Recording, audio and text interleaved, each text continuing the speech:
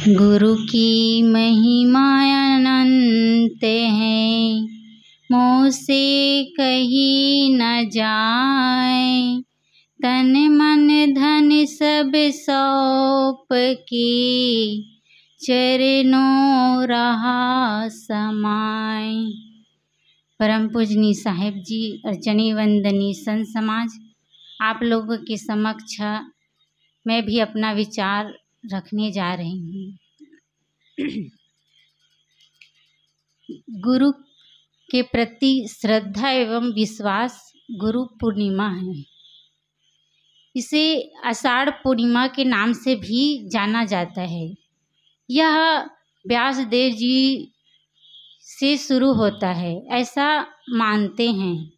व्यासदेव जी, वेद व्यास जी अपने समकालीन समय में एक ज्ञानी एवं प्रतिष्ठित पुरुष थे। गुरु पूर्णिमा, गुरु का अर्थ होता है महान, पूर्णिमा का अर्थ होता है अपने आप में पूर्ण। जैसे सूर्य हमारे बाह्य जगत को प्रकाशित करता है, सूर्य के प्रकाश में हम सब कुछ को देखते हैं, उसके सूर्य के प्रकाश में ही हम अपने जीवन व्यवहार को करते हैं। ठीक उसी प्रकार गुरु के ज्ञान में ही हम अपने जीवन को हम समझते हैं, जानते हैं हमें जीवन कैसे जीना है। हम गुरु के ज्ञान को प्राप्त करने के बाद ही हम अपने जीवन को जीते हैं। जैसे अनगढ़ पत्थर अपने आप में पूर्ण नहीं होता है, अनगढ़ पत्थर कहीं पड़ा रहता है, उस रास्ते से अनेक लोग जाते हैं, लेकिन कोई अपने पैर से ठोकर लगाते हैं तो कोई उठाकर उसे फेंक देते हैं। लेकिन जब उसी रास्ते से एक पारखी शिल्पकार जब जाते हैं तो उस अनगढ़ पत्थर को उठाकर अपनी छेनी हथौड़ी से उसे एक सुंदर मूर्ति का आकार दे देते हैं, और वह मूर्ति अगर मंदिर में स्थापित हो जाए तो वह पूजनीय हो जाता है।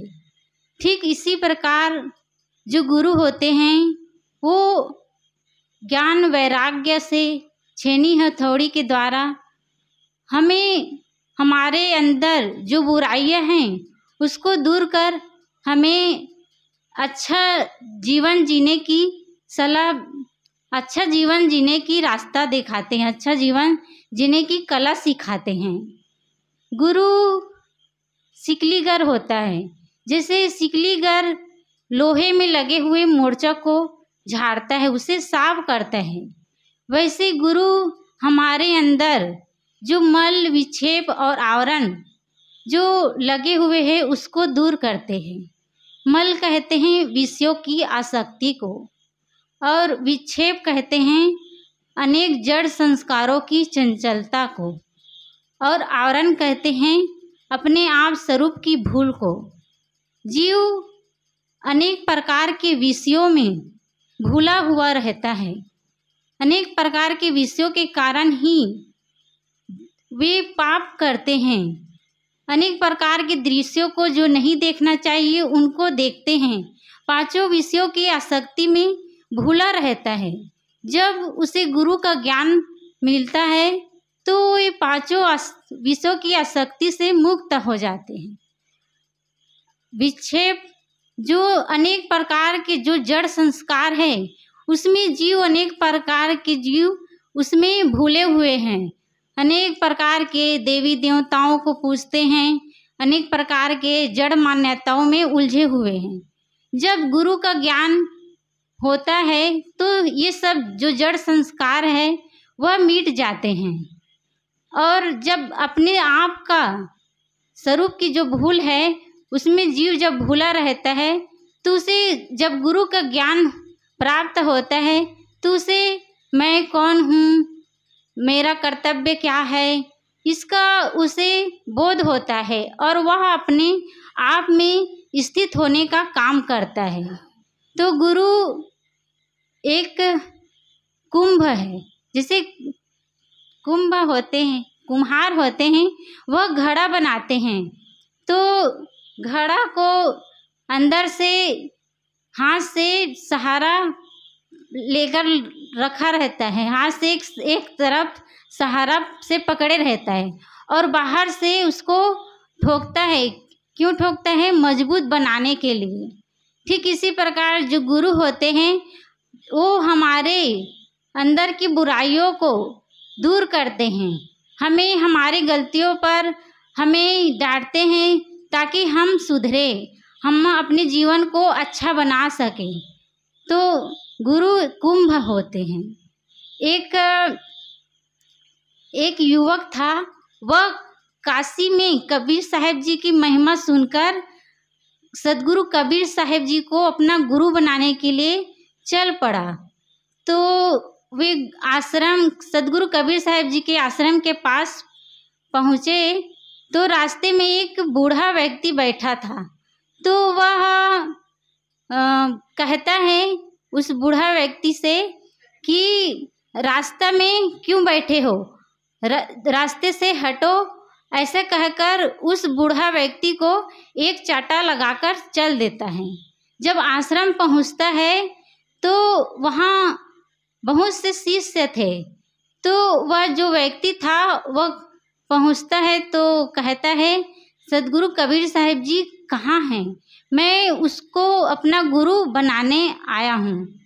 तो वह जो शिष्य था वह कहता है कि तुम जिधर से आए हो उधर ही गए हुए हैं। तो वह व्यक्ति को लगता है कहीं जो बूढ़ा व्यक्ति बैठा था वही तो कबीर साहब जी नहीं है। फिर शिष्य से कहता है कि आप मुझे सदगुरु कबीर साहब जी के पास ले चलिए। तो शिष्य जो थे वो कबीर साहब जी के पास ले गए।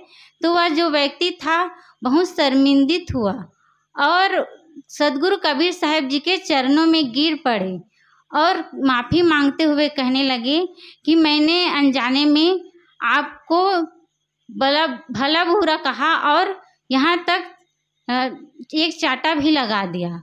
तो सदगुरु कबीर साहब जी कहने लगे नहीं, तुमने कुछ गलती नहीं की, क्योंकि जो व्यक्ति घड़ा खरीदने जाता है वह घड़ा को ठोक बजाकर देखता है कि यह घड़ा पानी भरने लायक है कि नहीं।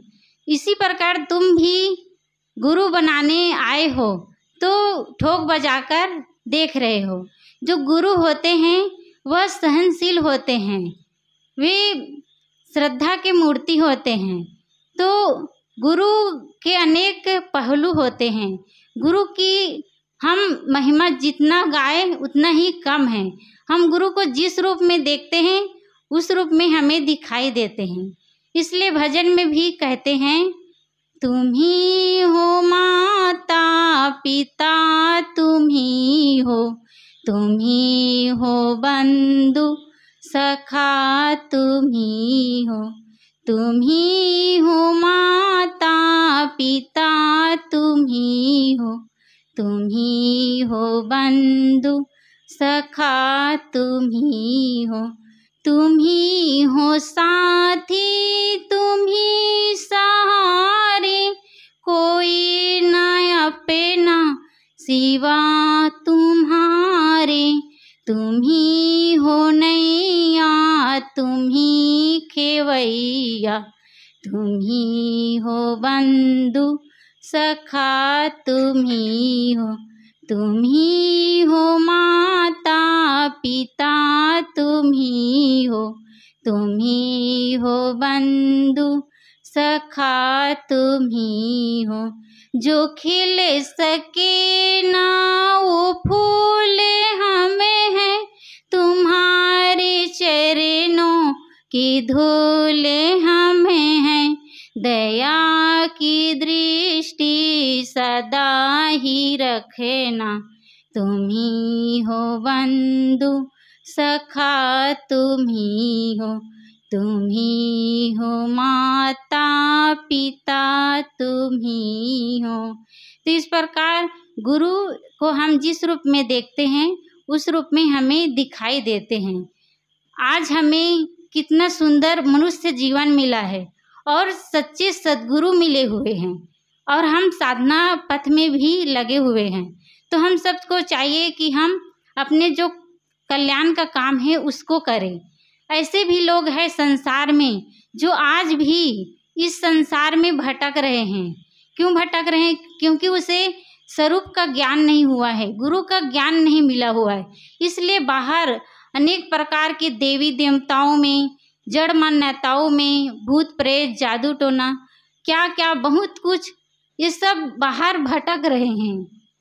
यदि जब उसे सच्चे सद्गुरु मिल जाते हैं तो उसका बाहर भटकना बंद हो जाएगा। तो हमें कितना सुंदर यह समय मिला है, तो हम इस समय को व्यर्थ न गंवाएं। अपने जो काम है, मुख्य काम है, अपने जीवन को अच्छा बनाना, अपने जीवन का कल्याण करना, तो हम उस कल्याण के काम में आगे बढ़े। तो बस मैं इतना ही कहकर अपनी वाणी को विराम देती हूँ। बोलिए सद्गुरुदेव की।